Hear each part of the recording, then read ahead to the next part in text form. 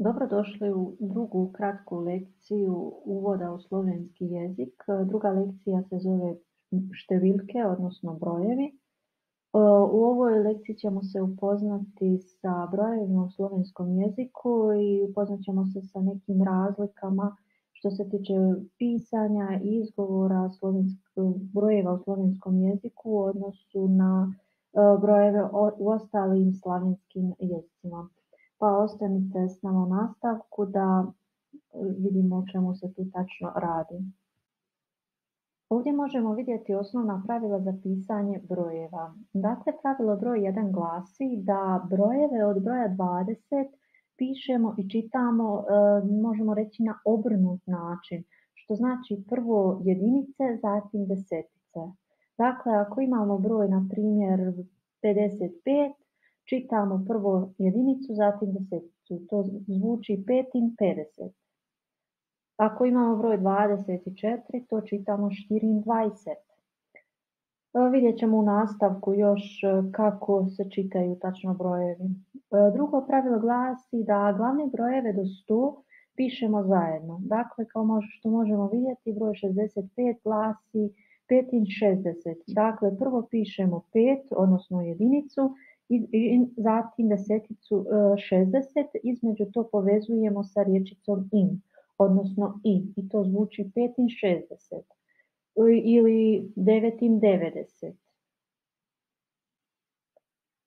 Treće pravilo glasi da stotice, odnosno brojeve od 100 do 900 također pišemo zajedno. Kao što vidimo primjer, 400 pišemo 400 i 600 pišemo 600. Dakle, sve zajedno, nikakvi između nema veznika ili nešto tako. Četvrto pravilo glasi da brojeve veće od 100 zbog preglednosti je bolje pisati brojevima. Dakle, njih uglavnom ne pišemo sa slovima, mada i to je naravno moguće, ali u praksi baš i nije zastupljeno. Dakle, ako imamo broj 122, 560, 980 i tako dalje, u nekim tekstovima ili u nekim sličnim slučajevima uglavnom pišemo brojevima čisto zbog preglednosti. Nekoliko primjera što se tiče izgovora i pisanja samih brojeva. Kao što vidimo, broj 53, da piše se 3 50. Naravno, to se malo drugačije izgovara u odnosu na brojeve u našem jeziku, međutim to dođe samo s praksom i pričom. Moj savjet što se tiče učenja brojeva je na početku to, ako znamo da trebamo čuti neki broj i eventualno ga trebamo zapisati, nije loše da prvo, ako konkretno čujemo broj 53, odnosno 3 50, da zapišemo prvo broj 3 i zatim deseticu koju čujemo. Nije loše za početak tako se snalaziti, čisto dok malo ti brojevi ne uđu u mozak, odnosno u glavu, da mozak ih prepozna, da može shvatiti u koji je broj u pitanju. Dakle, ako čujemo broj 3 50, trebamo zapisati, ok, prvo čujemo 3, to zapišemo i samo ispred dodamo naknadno 5. Dole imamo broj 78, odnosno 8 70, zatim imamo 245, 245 40. Dakle, vidimo da je to u stvari 200, 5 je jedinica, imamo in između veznik, 40. Također imamo i broj 1260, što zvuči prosto 1260. Ovdje možemo konkretno vidjeti brojeve od 1 do 10, da vidimo kako se pišu i kako se izgovaraju. Dakle, 0 je nič. Zatim imamo 1, 2, 3, 4, 5, 6, 7, 8, 9, 10. Zatim slijede brojevi od 10 do 20. Ovdje sam označila crvenom bojom šta u stvari samo dodajemo na osnovne brojeve koje smo vidjeli na prošlom slajdu. Dakle, imamo broj 11, 12, 13. Dakle, osnovni broj 4 i samo dodajemo 9. I tako sve vrijedi do broja 20. Kao što možemo vidjeti 15, zatim imamo broj 16 je u stvari osnovni broj 6 plus 19, to zvuči 16. Zatim imamo 17, 18, 19, zatim imamo 20. Zatim slijede brojevi od 20 do 100, odnosno do broja 100. Ovdje sam probala sa bojama malo odvojiti te kako se pišu, čisto da možda na neki lakši način se to proba usvojiti. Ovdje je samo važno znati kako glase desetice, koje su poslije broja 20, koji se izgovara 20, izgovaraju se jednostavno i tvore se na jednostavan način.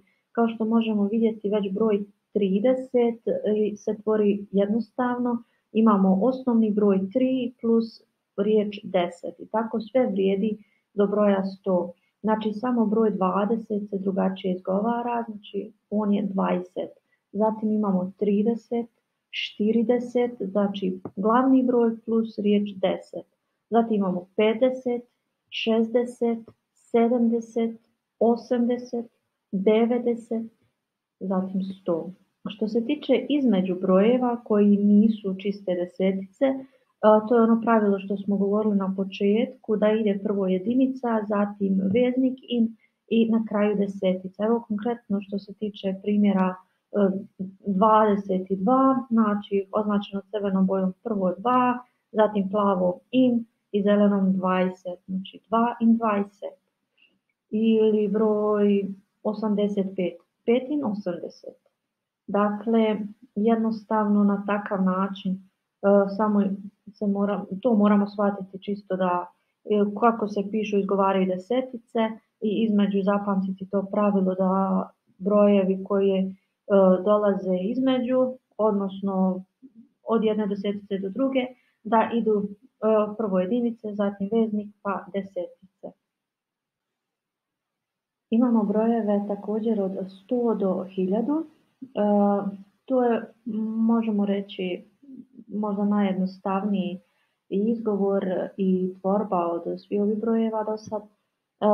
Od 100 vidimo da ide jednostavno 101, 102, 103 i tako dalje. Ako se sjećate pravila sa početka videa da smo rekli brojeve, na primjer 155, da ne pišemo sa slovima čisto zbog preglednosti. Ove stotice pišemo i nije jednostavno tvoriti kao što možemo vidjeti 200, 300, dakle samo dodajemo na broj tu riječ 100 i pa sve tako do broja 1000, odnosno do 1000. Poslije 1000 ide opet jednostavno 2000, 3000, 4000 i tako dalje. I naravno imamo broj milion, jednostavno bez ikakvih nastavaka, bez išta dodatno, čisto milion. Ovdje sam za vas pripremila 2 zadatka koje glase da napišete slovo, odnosno slova koja nedostaju, i drugi zadatak je da napišete brojeve slovima. Naravno, ove neke veće brojeve neće biti nikad potrebe da pišete slovima, ali eto čisto onako da vidite da li ste usvojili ta neka pravila i to. Naravno, to je za one koji imaju volju i želju da to urade. Naravno, možete rado u komentare to napisati, rado ću pregledati i odgovoriti na neke nejasnoće i sve ostalo. Što se tiče ovakvog načina učenja, mislim da ko ima volju, želju i cilj da nauči neki jezik iz početka, da je ovakav način dobar, jer se uči detaljno od samog starta i kasnije ste sposobni da radite i neke složenije stvari i neke naprednije. Znači, to je moguće samo ako od početka učimo detaljno i temeljito. Na kraju želim se zahvaliti za vašu pažnju i za gledanje videa do kraja. Nadam se da vam je ovaj video i ova lekcija bio od koristi. Nadam se da će uskoro biti još ovakvih videa, dakle učimo dalje. Htjela bih vas zamoliti za neku povratnu informaciju u vidu lajka, komentara, pretplate, čisto da dobijem neki dojam da li je ovakav način koji sam ja zamislila da radim ove lekcije dobar ili nije, ili trebam nešto popraviti. Pa hvala unaprijed i svako dobro i sretno sa učenjem slovenskog jezika.